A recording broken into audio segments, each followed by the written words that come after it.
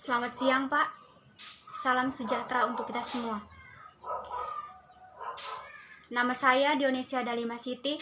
Saya dari kelas 3A3 Prodi Ilmu Pemerintahan. Saya akan menjawab pertanyaan dari soal mata kuliah Teori Pembangunan. Langsung saja. Nomor 1.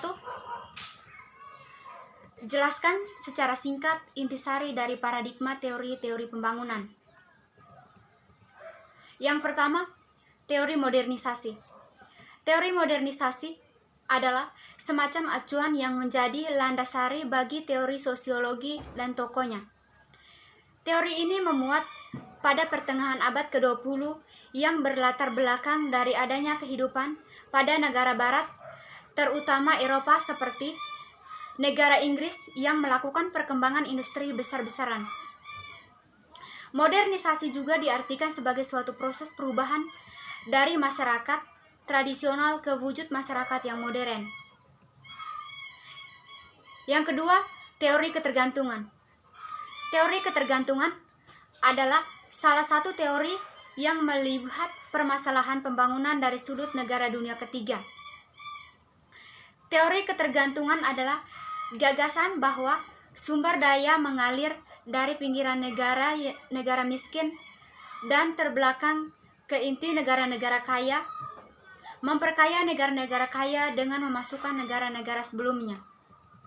Yang berikut, teori pasca ketergantungan. Teori pasca ketergantungan adalah karena adanya kelemahan-kelemahan dari ketergantungan, sehingga teori ini menjadi perspektif baru pada teori pembangunan pada umumnya. Yang berikut, teori pembangunan berkelanjutan.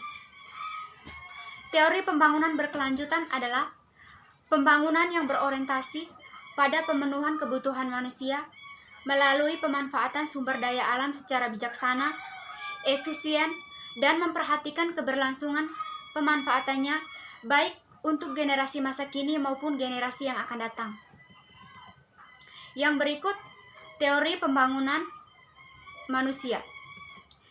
Teori pembangunan manusia meliputi dua unsur pokok, yaitu yang pertama, materi yang dihasilkan dan dibagi.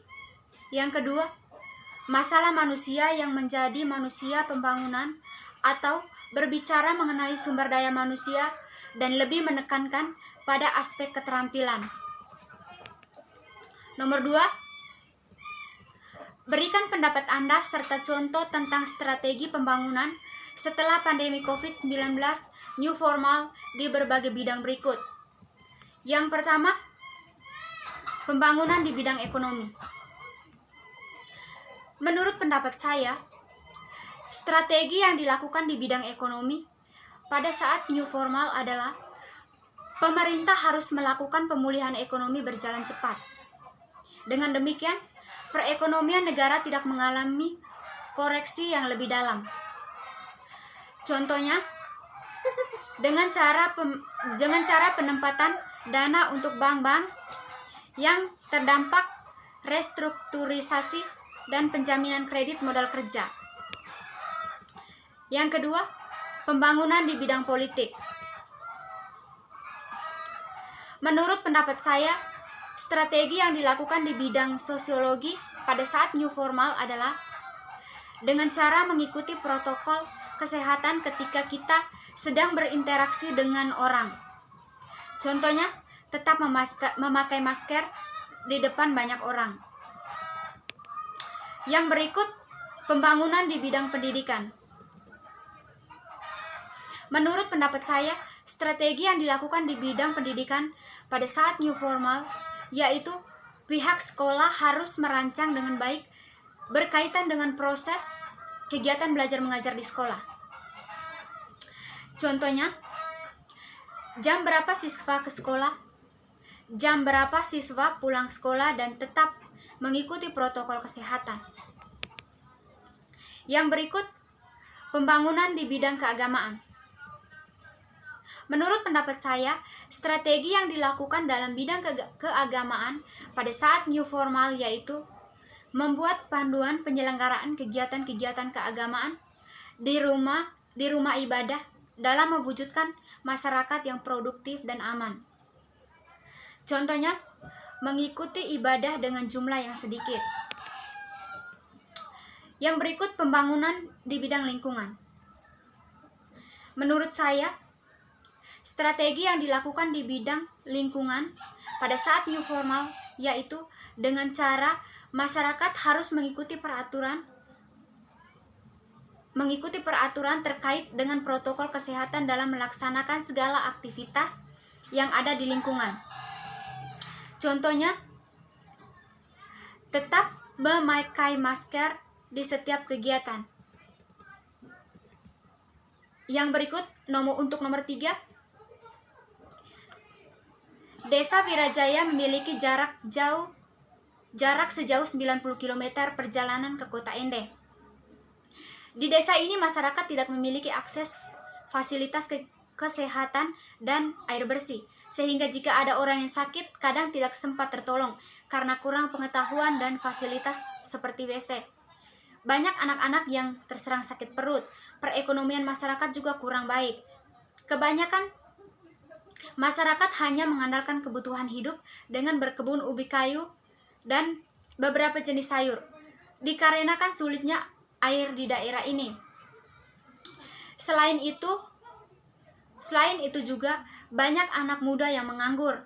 Namun meskipun begitu, desa ini sebenarnya memiliki banyak potensi pohon bambu dan pohon kelapa yang bisa dibuat sebagai bahan bangunan sederhana. Saya diminta untuk menjelaskan dan menganalisis kasus di atas. Yang pertama, bagaimana strategi pembangunan dengan paradigma people-centered development. Paradigma people-centered development adalah pembangunan yang berpusat pada masyarakat, memandang inisiatif dan kreatif dari masyarakat sebagai sumber daya pembangunan yang paling utama dan memandang kesejahteraan material dan spiritual mereka sebagai tujuan yang ingin dicapai oleh proses pembangunan. Berdasarkan penjelasan di atas, maka dapat dianalisis bahwa pada dasarnya masyarakat memiliki potensi yang seharusnya dikembangkan baik sumber daya alam maupun sumber daya manusia tanpa melibatkan pemerintah ataupun lembaga lainnya. Masyarakat juga seharusnya mampu menjadi pribadi yang berinovasi agar kesejahteraan material dan spiritual yang ingin dicapai dalam proses pembangunan tersebut dapat terlaksana. Jika dikaitkan dengan masalah banyaknya anak muda yang menganggur di Desa Wirajaya, sebenarnya ini adalah suatu hal yang sangat mudah untuk diatasi, yang dimana dalam telah menjelaskan bahwa pembangunan yang berpusat pada masyarakat tampak melibatkan pihak lain. Oleh karena itu, masalah pengangguran itu sebenarnya dapat teratasi jika para pemuda di desa bersangkutan memiliki kesadaran dari dalam dirinya sendiri tentang pentingnya bekerja dan memiliki kemampuan untuk mengelola sumber daya alam yang ada di desanya, serta tidak mengharapkan pihak lain untuk melakukan perubahan atas dirinya. Yang kedua, bagaimana seharusnya negara dan masyarakat mengambil peran guna mengatasi permasalahan pembangunan di atas. Yang pertama, dalam hal ini, negara memiliki peran penting untuk memperdayakan masyarakat melalui pendidikan dan pelatihan-pelatihan. Yang kedua, dalam hal ini, masyarakat harus memiliki kemampuan untuk berinovasi agar proses pembangunan yang dilaksanakan sesuai dengan kebutuhannya. Oke, baik, itu saja jawaban saya. Terima kasih dan selamat siang.